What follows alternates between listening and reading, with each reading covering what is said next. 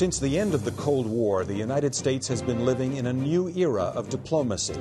The world's only superpower finds itself dealing differently with both friends and enemies in the absence of a major competing nation. Successive U.S. administrations have been struggling with this problem now for a quarter of a century. The terror attacks of 9/11 and their aftermath have turned out to isolate the U.S. even more. Today, presidential candidates debate the merits of talking to or shunning U.S. enemies. Experts worry about how America is perceived by other countries. Today, the U.S. can't take its allies for granted either. Many refuse to support the U.S. invasion of Iraq. What does the future hold for U.S. foreign policy? Does Washington have the clout it once did? Is the word superpower itself even relevant anymore? We'll look at these and other issues next on Great Decisions. In a democracy, agreement is not essential, but participation is. Join us as we discuss today's most critical global issues. Join us for Great Decisions. Great Decisions is produced by the Foreign Policy Association, inspiring Americans to learn more about the world. Funding for Great Decisions is provided by the Star Foundation and U.S. Trust. Around the world, the administration of George W. Bush is widely considered to be among the most unilateral in modern history. Mr. Bush disengaged from the Israeli-Palestinian conflict, at first refused to speak to governments in Iran and North Korea about their nuclear programs, and perhaps most notably went to war in Iraq over the objections of much of the international community. Many feel the United States left them on the wrong side when President Bush famously declared after 9/11, "You're either with us or against us." With the Iraq War dragging on years after he thought it would end and public and congressional opinion sharply down from the post-9/11 days, Mr. Bush's approach seems to be changing. In the last 6 months, formal talks have begun with Iran and Syria aimed at quelling the violence in Iraq. The administration has agreed to provide aid to North Korea if it halts its nuclear program. And there's been a U.S. diplomatic push to revive peace talks between Israel and the Palestinians. Those conversations have to be ongoing, they have to be sustained, they have to be at a very high level in order to make any progress. Why, after going it alone for so long, has the United States begun talking? Some believe that losses in Iraq and the war's ever-growing unpopularity mean the U.S. can no longer afford to turn its back to other nations' views. Some suggest the initial hard line was a tactic to set the stage for favorable negotiations. A number of top U.S. officials have left, notably former Secretaries of State and Defense Colin Powell and Donald Rumsfeld, making way for changing policy. Under changing circumstances, how far would this or a future administration be willing to go? With whom would the U.S. negotiate? The Palestinian group Hamas, for example, is classified as a terrorist organization by the United States, yet Hamas was democratically elected to run the Palestinian government. Can the United States balance its desire for a negotiated settlement between the Palestinians and Israelis with its commitment to the war on terror? Does the designation terrorist mean no negotiations under any circumstances? The U.S. faced this same question almost 2 decades ago when Yasser Arafat was called a terrorist, but Washington ultimately included him in talks with Israel. Never before has the U.S. been so dominant internationally, but so vulnerable at the same time. How long can this situation go on? Was it unavoidable? Has U.S. international standing been irrevocably damaged? Or has this episode made Washington stronger in some ways? And how might future administrations proceed when the White House changes hands next January? Dangerous dialogue, talking with the enemy, next on Great Decisions.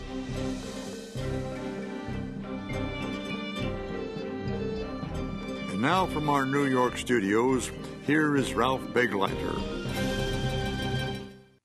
Welcome to Great Decisions.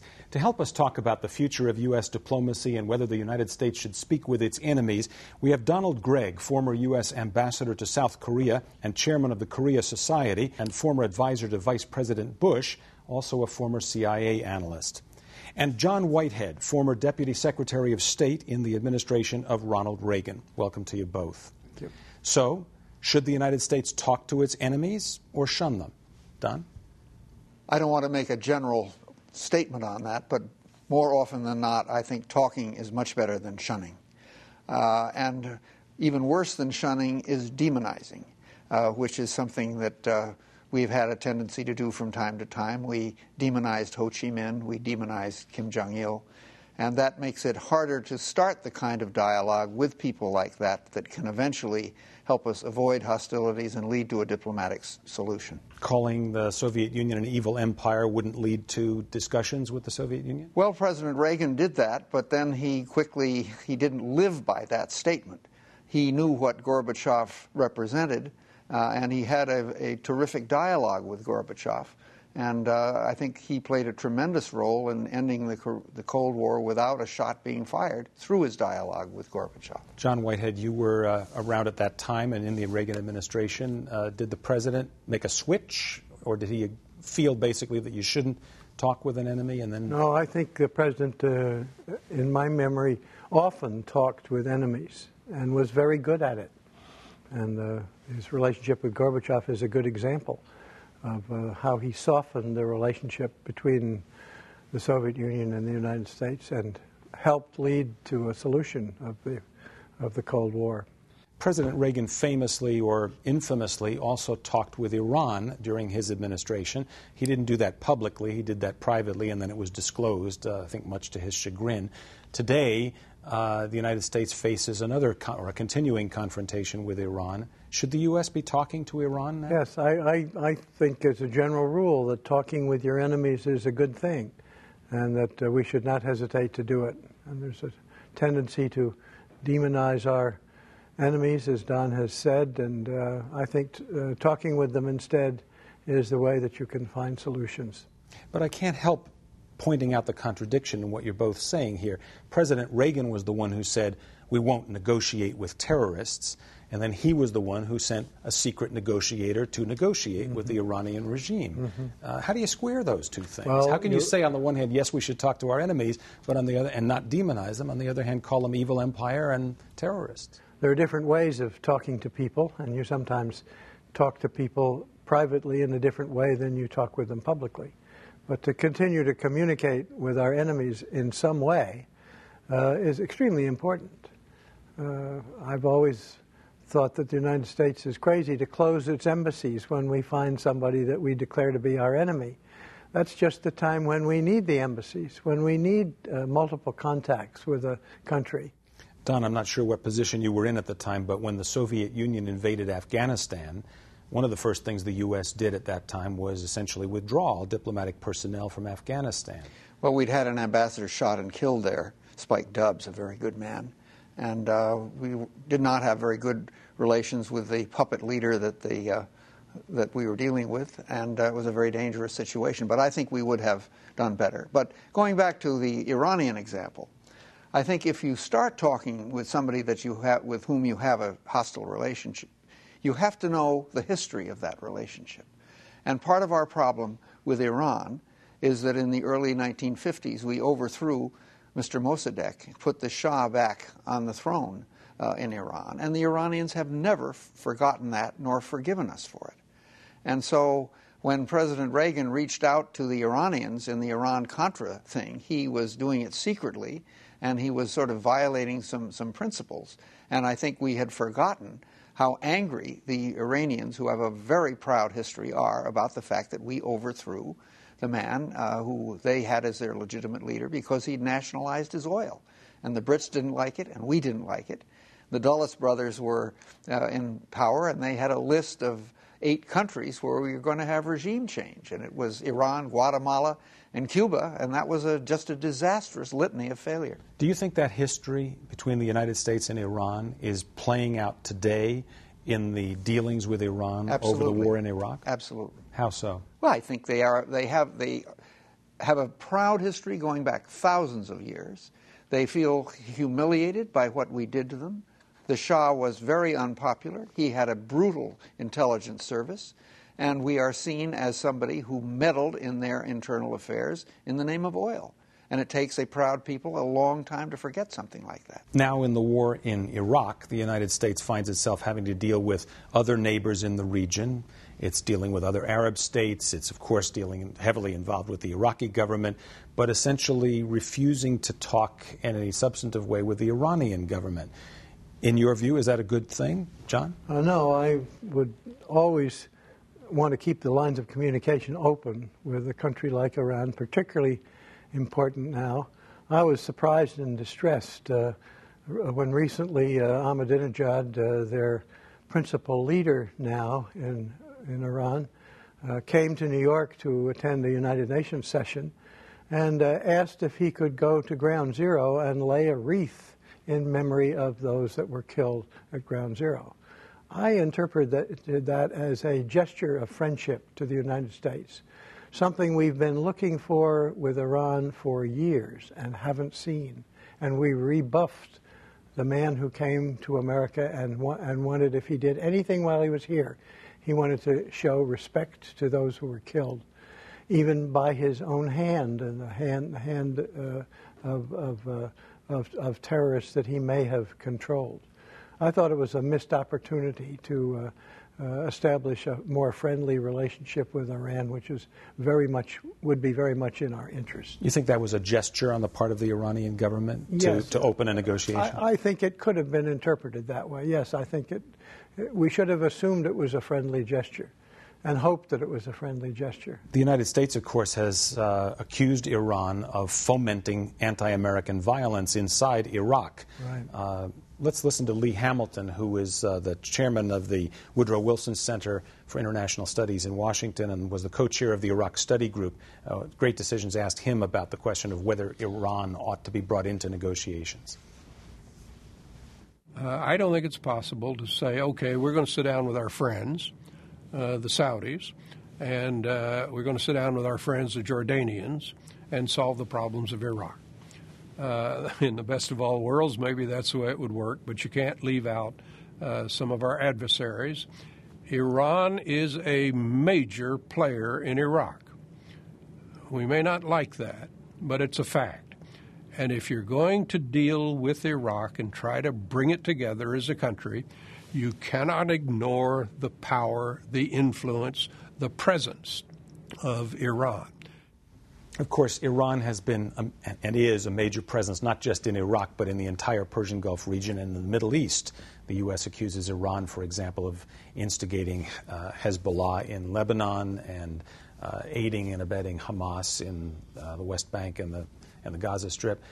So there may be other reasons to talk to Iran. Do you think the United States has missed a boat in all these years by not engaging in a relationship with this government, which the United States doesn't like? Yes, I do. I was seconded to the Carter administration and was there during the seizure of the American embassy. And so an awful lot of our hostility toward Iran goes back to that. And we really have not had any kind of dialogue with them since then. And Ahmadinejad's position in Iran is not that secure. Iran is not a totalitarian society. There are a lot of young Iranians who still have a great interest in the United States. And I think that we strengthen Ahmadinejad by sort of allowing him to point to the pressure that we're putting on him. I think if we were to open up a dialogue with him, I think that would resonate very well within Iran and would make it easier for people who would like to cooperate with us to perhaps have a stronger voice against Ahmadinejad. Let me follow up on the point you just made and your reference to preventing Ahmadinejad from laying a wreath at Ground Zero, for example. Does the United States also lose credibility, not just inside Iran, as you mentioned, but also in other parts of the world where people say you have opportunities, the United States have opportunities, but you miss them? Do we lose credibility with others, not just with the Iranians? Yes, I think refusing to talk with anybody is a reprehensible thing to do, and that other nations, our friends and enemies, would believe that it was a negative for the United States to refuse to talk with anybody in the world. You know, the United States also has suffered criticism, and Don, I think as a former ambassador to South Korea, you'll know about this, and I think you've said you visited North Korea several times, yes. right? people say to the United States, if you're so concerned about North Korea's nuclear program, just as you're concerned about Iran's, why don't you talk to North Korea?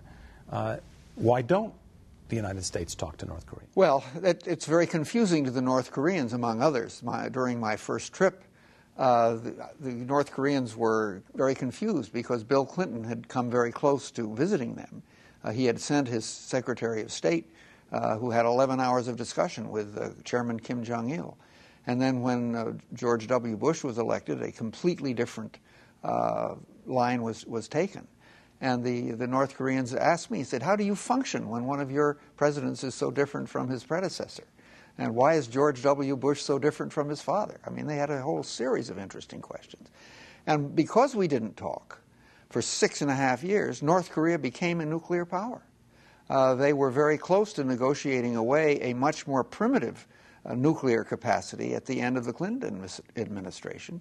But because they were called part of the axis of evil, along with Iran and Iraq, because President Bush referred to Kim Jong-il as a pygmy and said, I loathe the man, that made it very difficult for us to have any kind of dialogue. The Koreans are very proud people, but they have wanted for a long time to have a strategic relationship with us. But we made it very difficult for that to come about because we essentially trashed them and were pushing for regime change. Now, fortunately, President Bush, in the last couple of years of his presidency, has changed. I think Condoleezza Rice has made him realize that diplomacy applies to your enemies as well as your friends, and has allowed the Assistant Secretary of State, Chris Hill, a very able man, to have bilateral talks with the North Koreans, and that's laid the ground for what appears to be an agreement through which they will abolish their nuclear weapons in return for recognition from us and establishment of peaceful relations. Is it fair to say, you think, that the agreement, the outlines of which you just indicated, is fairly similar to the agreement that was reached in the mid-1990s? Yes, it is quite similar. And one of the difficulties with the early years of the Bush administration was that they had the ABC doctrine, which was anything but Clinton, and anything that Bill Clinton had done they didn't want to follow up on. But they have come back to it, and I'm very glad that they have. But the reason I'm asking is on this question of whether you talk to your enemies. In this case, would it be fair to say that the United States lost essentially 10 years, maybe 12 years, in its dealings with this nuclear problem on the Korean Peninsula? Well, I think they have lost certainly 6 years of the Bush presidency, and North Korea became a nuclear power during that time. Ironically, that made the North Koreans a little more confident, because they have said to me repeatedly, the only reason we're pursuing nuclear option is a deterrent to you. So they are a little more confident in talking to us, and the fact that we are talking now has, I think, paved the way for an agreement to be reached. John Whitehead, I know you've been involved in discussions like this as well with North Korea and with others. The United States has had no hesitation, or very little hesitation, to go to war against Iraq when it thought Iraq had nuclear weapons or other weapons of mass destruction. It's much more reluctant to do so against Iran, and has been reluctant to do so against North Korea. Others may say, what's the difference? Why do you parse one a certain way and the other a different way? Well, if you do one and it doesn't work out very well, you're reluctant to do a second one. That's an oversimplification of the situation, but I think it was an important, simple explanation of the present status of relationships. I certainly hope that we will not go to war with Iran, and I don't believe there's any intention on anybody's part to do so. I'd like to say that in the 4 years that I spent in the State Department, I was involved with a lot of talks with a lot of country leaders. And I'm a great believer in diplomacy after my experience with that. If you talk with a person on a friendly, private basis, you often find that a standoff between the two of you where you have opposite positions is not really that.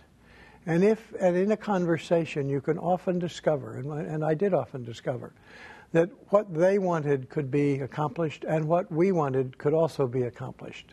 That the point that the disagreement was not just a direct disagreement, that there were sort of overlappings, and you could arrive at a decision if you kept an open mind and kept the conversations going and began to have confidence in the person that you were conversing with, you could often open up new approaches that often led to successful conclusions. And I had so many examples of that happening and working that I just believe it's a great general rule, is to keep talking all the time. During the Reagan administration in which you served, the president and others in the administration repeatedly referred to Yasser Arafat and the PLO as terrorists, and that there would be no negotiations with terrorists. At the very end of the Reagan administration, I think it was December of 1988, the administration decided to open the door to negotiations with Yasser Arafat, and that, of course, led to further agreements in the early 1990s, the Madrid Peace Conference eventually, and things like that. My question to you is, today, the United States faces a democratically elected Hamas government in the Palestinian territory of the Gaza Strip, and yet the United States will not meet with or negotiate with Hamas leaders. Is that the right step to take? I think not. I think without the United States participation, it's unlikely that there will be any conclusion of good results between the Palestinians and the United States. So you think it would actually be Israel. You think it would be better for Israel's future and the United States' future if the U.S. negotiated with Hamas? Yes, absolutely. How about you, Don? Have you thought about that one? Well, we encouraged an election in Lebanon and votes in Palestine, and the people we didn't like won. And so I think we have to live with the results of plebiscites and so forth. Yes, I think we ought to talk, and I think we're moving in that direction now. You can speak out, we should speak out against terrorism by any of the parties and condemn it. But that doesn't mean we have to stop talking with them. We can do both at once. And that's all the more reason to talk to Iran, because Iran is the great supporter, supposedly, of Hamas. And so I think that's all the more reason to talk with Iran, to see if we can't come to some sort of accommodation so that an agreement can be reached.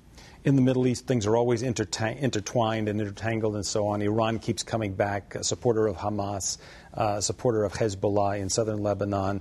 The U.S. accuses it of anti-American work inside Iraq.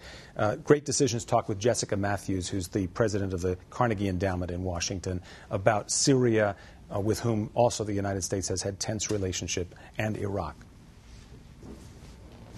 Syria wants to talk to us. They've been knocking on the door for 2 years, and the Bush administration has ignored them. Iran is going to be much, much tougher for the administration and for Congress.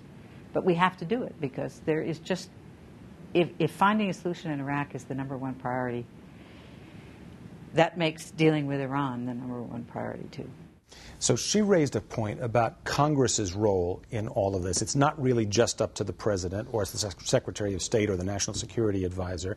You've got to get congressional support, at least the indication that Congress will not oppose you strongly.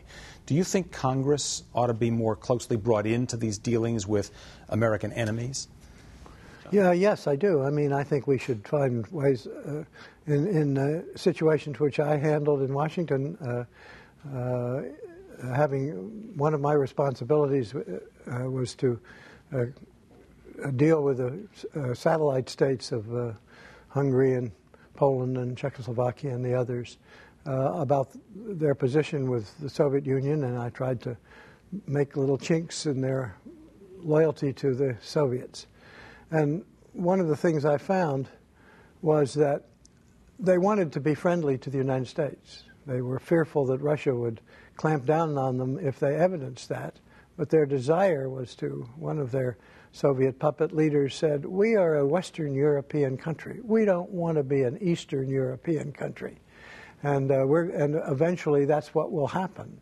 Well, now, when you hear that from a country that you thought was your enemy, it was conversations that brought out their reminder that they really belonged on our side of the Cold War. And that's when we finished with our discussions with them in the years that I was there, that's what they were. They were much more friendly to the United States. A final comment on a country that is not perceived as an enemy. In fact, it's an ally of the United States. Turkey is a NATO ally of the United States. But in the last few years, public opinion in Turkey toward the United States has plummeted to the point where public opinion surveys now show many, many Turks don't like the United States. Yet they're an ally. There's a case where should diplomacy, more intense diplomacy perhaps with Turkey over the war in Iraq, could it have made a difference? I would think so. I would think it could have. I think the current problem with Turkey centers on the Kurds. The Kurds are more friendly to us than any of the other ethnic groups in Iraq, and the Turks are terribly afraid of Kurdish independence. But that is a big problem between us and Turkey, and we need to talk about it all the time.